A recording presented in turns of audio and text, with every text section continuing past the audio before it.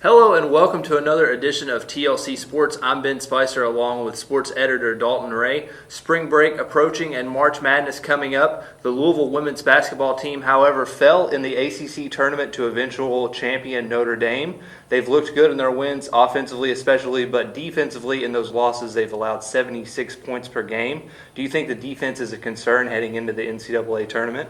It's really their only concern. I mean, they average around 80 points a game. I mean, they have star power. It's just they need defensive stops. And then Kylie Shook has been able to, step in, but they haven't had a consistent rim protector. So Louisville tried to avenge that second-round loss last season in the NCAA tournament to DePaul. How do you think they're going to stack up in the NCAA tournament as far as seeding this year? Right now they're projected as a 4 seed in ESPN's bracketology. They're in the same region as South Carolina. And South Carolina is one of the two teams that beat them by double digits. Notre Dame, who lost to in the ACC semifinals, are the other team that's done that.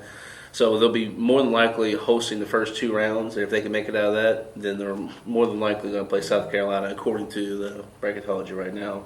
And now we move on to the Diamond. Louisville's baseball team still undefeated. One of only 2 teams, Harvard, as well undefeated. They've only played 4 games, though. So the teams that Louisville has played, though, a combined record of 40 and 61. Yeah. So is the undefeated record something to be happy about or excited for moving forward in the season? You're always happy with going undefeated. One thing is to say they did beat one ranked team, Maryland, started the year at 23. So that's a positive. And then they almost dropped some against Eastern Michigan, who they're under 500. Fort Wayne this week, they started out really slow. I mean, they were hitless through 3 innings and then exploded in the 4th for 5 runs.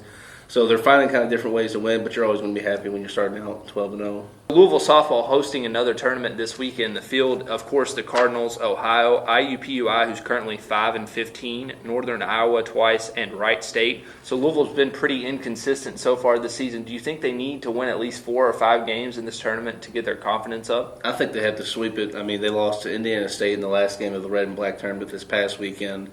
And then it just kind of killed their momentum. They were on around a 5-game winning streak after dropping 4 in a row out in California.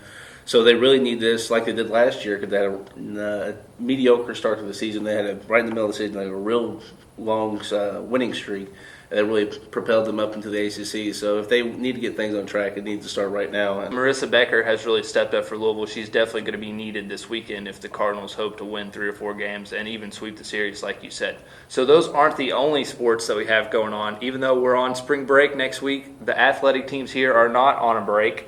What can you tell us about the lacrosse and the men's tennis teams? Lacrosse is going to host Duke this weekend. Right now they're 6-2. They lost to Notre Dame last weekend in their first conference game. Louisville was up at halftime, but Notre Dame scored 5 goals straight, and Louisville just couldn't kind of come back from that. Against Duke, they'll be looking to step up their defensive end. I mean, really, they've taken a step back from last year's team. Brittany Reed's still the same, on par with their save percentage, but she's taking in a lot more shots. On the offensive end for Louisville, Hannah Kolosky and Meg Saverenstein are tied for 5th and 7th in the nation in goal scorers. So they have the offense production.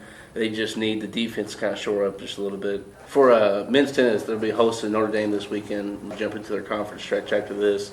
They're really looking for a big win right here because a lot of their wins have kind of came up on either mid-level or lower-tier teams, so they need this game against Notre Dame to really prove and show where they are within the conference.